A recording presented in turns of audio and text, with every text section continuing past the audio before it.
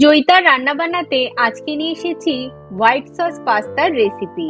বাচ্চারা ব্রেকফাস্ট হিসেবে পাস্তা খেতে খুবই ভালোবাসে, কিন্তু হেলথের কথা চিন্তা করে আমি চিজ ছাড়াই এই হোয়াইট সস পাস্তা আজকে বানিয়ে দেখাবো। এখানে আমি 1 কাপ পাস্তা নিয়েছি।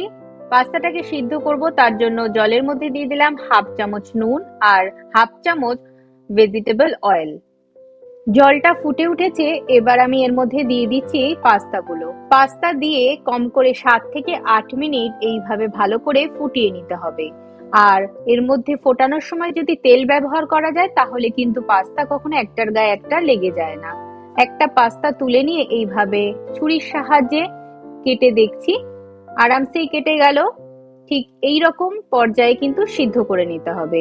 এবার একটা বড় ছাঁকনির সাহায্যে আমি পাস্তাগুলোকে একটা পাত্রে তুলে নিলাম। পাস্তাগুলো একদম ঠিকঠাক সিদ্ধ হয়েছে, অথচ একটার গায়ে একটা মোটেই লেগে যাচ্ছে না।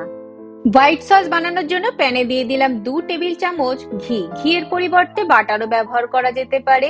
তারপর দিয়ে দিচ্ছি 2 টেবিল চামচ ময়দা। ময়দাটা দিয়ে ফ্লেমটাকে একেবারেই লোতে রেখে কন্টিনিউয়াস এইভাবে নাড়তে হবে। প্রায় 1 মিনিট এইভাবে নাড়ার পর যখন ময়দা থেকে এই রকম ঘি ছাড়তে শুরু করবে আর একটা সুন্দর গন্ধ বেরোবে, বুঝতে হবে ময়দাটা ঠিকঠাক ফ্রাই হয়ে গেছে। এই সময় এর মধ্যে দিয়ে দিচ্ছি 1 কাপ দুধ। দুধটাকে একবারে না দিয়ে প্রথমে কিছুটা দিলাম, তারপর ভালো করে মিশিয়ে নিয়ে আবার বাকি দুধটাকেও এর মধ্যে দিয়ে দিলাম। যদি কোন রকম লাম্পস এইরকম তৈরি হয় তাহলে সেটাকে কিন্তু খুব ভালো করে মিশিয়ে নিতে হবে। কন্টিনিউয়াস নাড়তে নাড়তে এইরকম ঘন হয়ে এলে একটা চামচ দিয়ে একবার চেক করে নিচ্ছি। চামচের গায়ে এইরকম লেগে আছে মানে হোয়াইট সস রেডি। কড়াইতে দিয়ে দিলাম 1 চামচ ঘি। এখানেও ঘিয়ের পরিবর্তে বাটার ব্যবহার করতে পারেন। তারপর এর মধ্যে দিয়ে দিচ্ছি 5 থেকে 6টা রসুনের কুচি। ফ্লেমটাকে লোতে রেখেই আমি দিয়ে দিচ্ছি একটা ছোট সাইজের পেঁয়াজ কুচি দিয়ে ভালো করে একটু নেড়ে চেড়ে নিচ্ছি। খুব বেশি কিন্তু পেঁয়াজ বা রসুনটাকে ভাজবো না। 1-2 মিনিট এইভাবে ফ্রাই করার পর পেঁয়াজটা যখন একটু নরম হয়ে আসবে তখন দিয়ে দিচ্ছি 2 টেবিল চামচ মতো গাজরের টুকরো। গাজরটা দেওয়ার পরে এর মধ্যে আমি দিয়ে দিচ্ছি আরো 2 টেবিল চামচ ক্যাপসিকাম। এখানে অবশ্যই যে যার পছন্দ মতন ভেজিটেবল অ্যাড করতে পারেন। তারপর ফ্লেমটাকে লোতে রেখে একটু নেড়ে চেড়ে দিয়ে দিচ্ছি হাফ চামচ নুন। নুনটাকে খুব ভালো করে মিশিয়ে আমি এর মধ্যে দিয়ে দিচ্ছি 1/4 চামচ চিনি। চিনিটা অবশ্যই অপশনাল, যদি কারোর মিষ্টি কম পছন্দ হয় স্কিপ করতে পারেন। তারপর 3-4 মিনিট এইভাবে ফ্রাই করার পর একবার চেক করে নিচ্ছি গাজরটা সিদ্ধ হয়ে গেছে। এর থেকে বেশি কিন্তু ভেজিটেবল গুলোকে ফ্রাই করব না।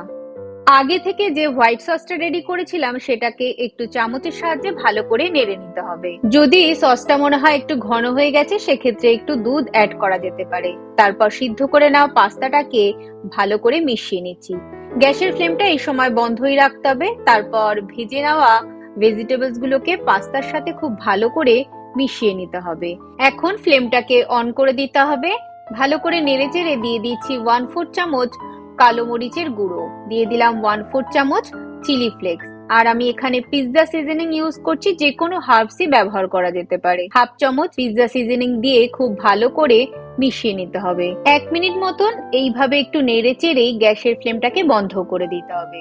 রেডি চিজ ছাড়াই হোয়াইট সস পাস্তা। বাড়িতে এই রেসিপিটা অবশ্যই একবার ট্রাই করে দেখবেন। ভালো লাগলে আমার চ্যানেলটাকে লাইক, শেয়ার ও সাবস্ক্রাইব করার অনুরোধ রইল।